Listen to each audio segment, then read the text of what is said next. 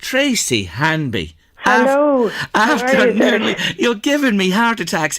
I thought you'd be using your nursing skills to keep me going here. How are you? I'm all right. I had a busy I weekend. understand, and you're busy in your job, and it's great just to grab you for a few moments. You did speak at the national demonstration on Saturday.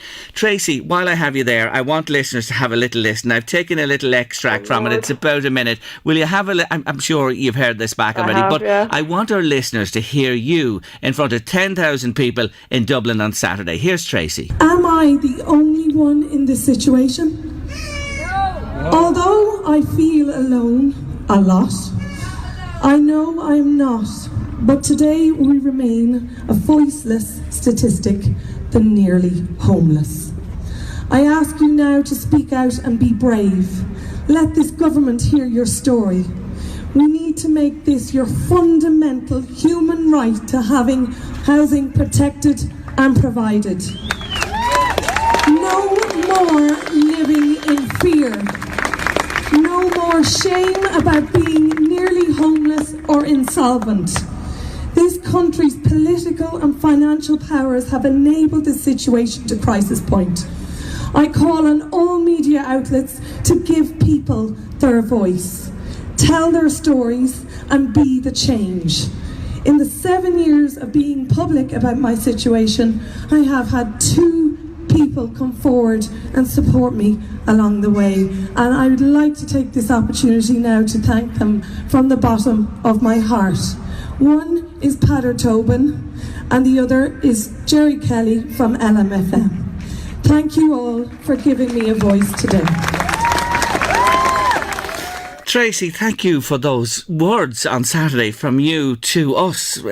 I'm really touched that you even mentioned us. Well, it made sense for me because, I mean, it's a 7-year-long journey and you would kind of question who actually has been at your side from the beginning, and you're the 2 people that stands out right from the get-go, and that's really important for someone going through this, is even to be listened to and acknowledged. And maybe, you giving voice now to other people has been an amazing addition to this. And as you can tell, I'm very much trying to get people to come out with their own stories and be their own saviour in the sense, because we need to rally a movement. And 10,000 did walk, and it was fantastic and very humbling for me to see.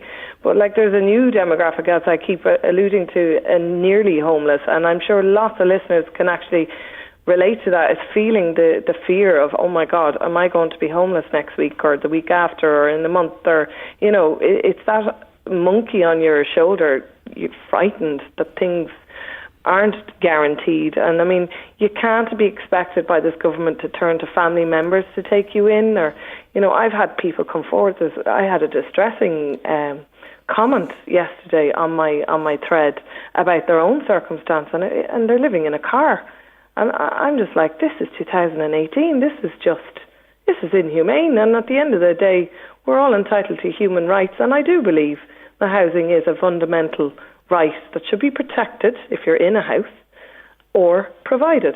It's really that simple. And the National Coalition is loads of different organisations coming in under the one umbrella.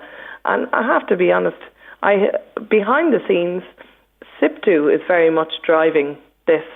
And, they kind of don't have to. They're workers, and, I'm sure they've come across this as a problem for their employees.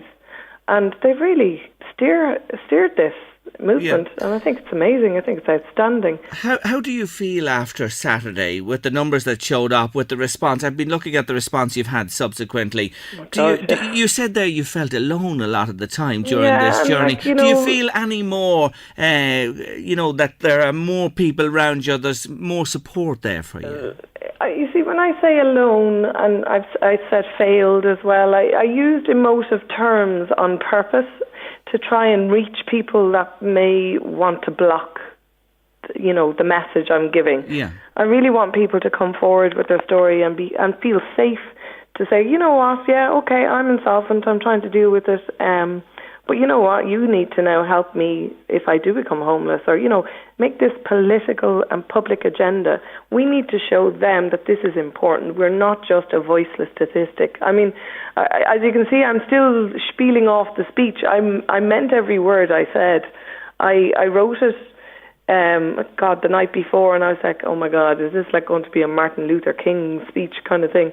But it kind of had to be. I kind of had to reach the people. The audience I was actually trying to reach was the one who potentially are nearly homeless and insolvent, and maybe not getting the help, maybe ignoring the letters, maybe, not I'm very much 7 years on in a process. I'm thinking back to when I started, and who was there for me? Gerry Kelly, Pader Tobin. You know something, you're remarkable, and I read your speech in full. I've listened to it back a couple of times as well, and I just wanted to give people a feel for it today. You know the way this business works. I'm heading near 2:00 here. I have to leave you for the moment, but I'm not leaving you. I'll never leave you. I know you. Honestly, on this issue, never leave it. Honestly, I'm so passionate about this. I want to say well done to you, because I know you were in two minds whether you do this or get up there or not. You did a great job, Tracy. I had to get a friend to come with me to make sure I did it. I know, but you delivered it with aplomb, let me say. Listen, we'll be in touch. Is that okay? Thank you very much. Thank you for joining us on the show. Appreciate it. Bye-bye. That's Tracy Hanby there, a remarkable woman with her daughter, left with her home and the mortgage, and trying to hold down a full-time job as a nurse and do everything else besides, and she is still staring at the blank wall. It's not right. It'll never be right, and it really has to be.